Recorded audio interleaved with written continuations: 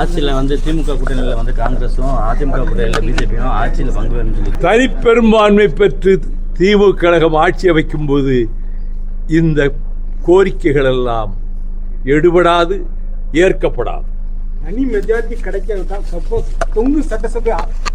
கற்பனை வாதங்களுக்கெல்லாம் வைகோ பதில் சொல்லலாம். இந்திய நாட்டினுடைய இறையாண்மையே அடகு வைப்பதைப் போல அமெரிக்க ஏகாதிபத்தியத்துக்கு கொத்தடிமையாக ஆக்கிவிட்டார் இந்திய நாட்டினுடைய தலைமை அமைச்சர் நரேந்திர மோடி.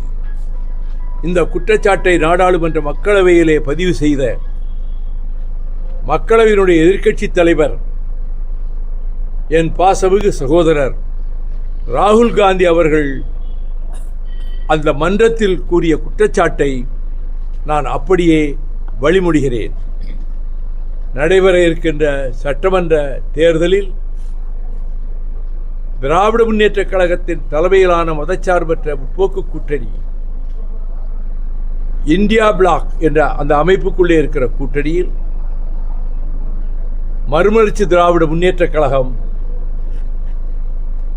8 ஆண்டுகளுக்கு முன்பு என்ன முடிவெடுத்ததோ, திராவிட இயக்கத்தை பாதுகாக்க நச்சரவம் என தமிழ்நாட்டுக்குள்ளே நுழைந்து வருகிற இந்துத்துவ சக்திகள், சனாதன சக்திகள் பாரதிய ஜனதா கட்சியினுடைய பின்புலத்தோடு உள்ளே நுழைய முயற்சிப்பதை வேரோடு வேரடி மண்ணோடும் வீழ்த்துவதற்கும், தமிழகத்திலே தந்தை பெரியார், பேரறிஞர் அண்ணா, கலைஞர் அவர்கள் அரசியல் வளர்த்த, சமூக நீதியை வளர்த்த தமிழ்நாட்டில் இந்த இந்துத்துவ சக்திகளை ஊடுருவ அனுமதிக்க கூடாது என்ற முடிவுக்காகத்தான் திராவிட முன்னேற்றக் கழகத்தோடு மறுமலர்ச்சி திராவிட முன்னேற்றக் கழகம் கூட்டணியிலே போய் இணைந்தது.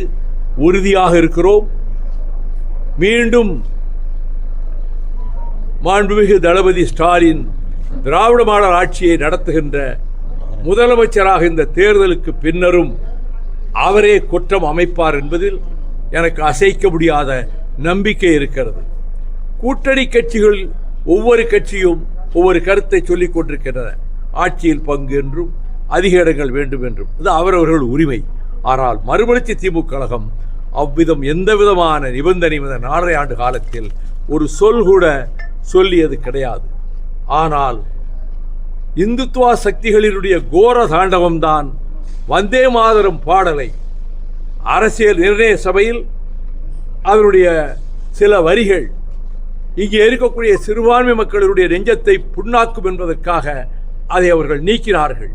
இப்பொழுது மொத்தமாக இருக்கக்கூடிய பக்கிம் சந்திர சட்டர்ஜி எழுதிய அந்த வந்தே மாதரம் பாடலை முழுமையாக ஒவ்வொரு நிகழ்ச்சியிலும் அது 3 மணி நேரம் 10 வினாடி ஆகும். அதை பாடிவிட்டு தேசிய கீதம் பாட வேண்டும் என்று நேற்றைக்கு நாடாளுமன்றத்தில் ஒரு அக்கிரமமான ஒரு மசோதாவை இந்த பிஜேபி அரசு நிறைவேற்றி இருக்கிறது. இது எச்சரிக்கை மணி. அடுத்து டெல்லிக்கு வேறு பெயர் வைக்க வேண்டும், இந்திரபிரஸ்தா என்று பெயர் வைக்க வேண்டும் என்றும், தலைநகர் டெல்லியை வாரணாசிக்கு மாற்ற வேண்டும் என்றும் RSS இந்துத்துவ சக்திகளினுடைய திட்டம் இருக்கிறது, உள்நோக்கம் இருக்கிறது. படிப்படியாக இந்த திட்டங்களை நிறைவேற்ற வேண்டும் என்று பிஜேபியும் தலைமை அமைச்சராக இருக்கக்கூடிய நரேந்திர மோடியும் முயற்சிக்கிறார்கள். இது எல்லோரும் விழிப்புணர்வோடு இருந்து, இது பல தேசிய இனங்களை உள்ளடக்கிய உபகண்டம்தான் இந்தியா. தமிழ் தேசிய இனம், தெலுங்கு தேசிய இனம், மலையாள தேசிய இனம், கன்னட தேசிய இனம், சீக்கிய தேசிய இனம் என்று பல தேசிய நேஷனாலிட்டிஸ் கொண்டதுதான். பிரிட்டிஷ்காரருடைய துப்பாக்கியும் லத்திக்கம்பும் தான் இதை ஒரு நாடு என்ற நிலைமைக்கு கொண்டு வந்தது. எதிர்காலத்தில் இந்த ஒருமைப்பாடு உடைந்து நொறுங்குவதற்கு என்ன ஆபத்துக்களை எல்லாம் ஏற்படுத்த முடியுமோ திட்டமிட்டு ஏற்படுத்தி வருவதனுடைய அடையாளம்தான் இந்த வந்தே மாதரம் பாடலை அவர்கள் நேற்றைக்கு சபையிலே அரங்கேற்றி இருப்பது. என்னுடைய கண்டனத்தை தெரிவிக்கிறேன். எங்கள் சக்தியை பயன்படுத்தி நானும் 62 ஆண்டு கால பொதுவாழ்வை மேற்கொண்டிருக்கிற நானும், பெரியார், அண்ணா, கலைஞர் வழியிலே திராவிட இயக்கத்தை காப்போம் என்று உறுதி கொண்டிருக்கக்கூடிய நானும் எங்கள் இயக்கமும் இப்படிப்பட்ட முயற்சிகளை முறியடிப்பதற்கு எல்லா வகையிலும் போராடுவோம்.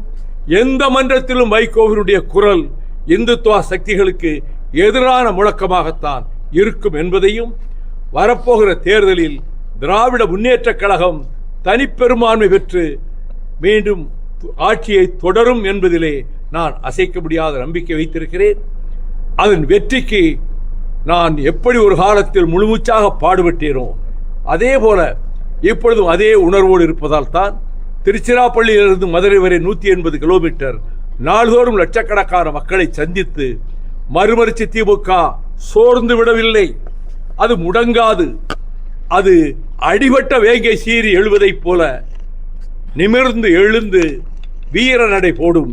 என் தோழர்களும் அப்படித்தான் இருக்கிறார்கள்.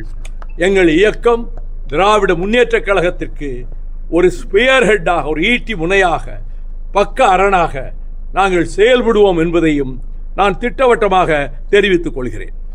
திமுக அரசு வாக்குறுதிகளை நிறைவேற்றாததற்கு காரணம் மத்திய அரசு அளிக்கக்கூடிய நிதி வழங்கப்படவில்லை என்று கனிமொழி தன் கருத்து பதிவு செய்தார்.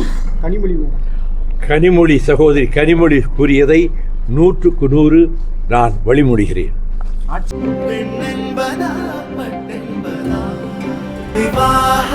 மணப்பெண்ணின் பிரத்யேகமான திருமணம் விவாஹா தி சென்னை சில்க்ஸ்.